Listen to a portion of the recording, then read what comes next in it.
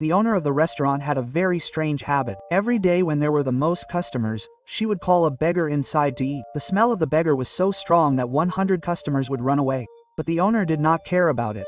She herself would wear a diaper and sit next to the beggar and say, "Eat comfortably, there is no problem." If this much food was not enough, she would tell the chef to make more. The beggar was hungry for the last 8 days. In excitement, he farted 80 times at once. Then feeling embarrassed, he got up and started leaving. But as soon as the owner saw him going, she immediately called out. She looked at him carefully for a while and then took out $1,000 from her purse and said, "Go and buy good clothes." She also offered him a job in the restaurant. The salary was not much, but food and accommodation were free. Little did he know that this small act of kindness would change his life in the future. Actually, that smelly beggar used to be a world-famous chef earlier.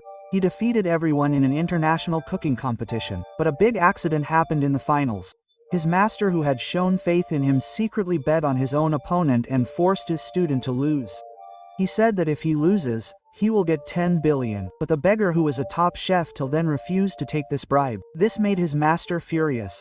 He sent his men and broke his right hand so that he could never cook again, and not only this, he also snatched the lucky charm given by his mother and threatened him with it. Out of helplessness, the beggar had to lose in the finals by deliberately burning a simple egg fried rice. But even after this, his master did not stop. He completely ruined his hand so that he could never dream of becoming a chef again. Since then, the beggar was living on the streets to somehow feed himself. Often he used to enter restaurants just to find some shade or leftover food. The waiters used to look at him with disgust, but the owner never threw him out. On the contrary, one day she even gave him the job of washing dishes. One day the restaurant was full of customers, but the head chef refused to work.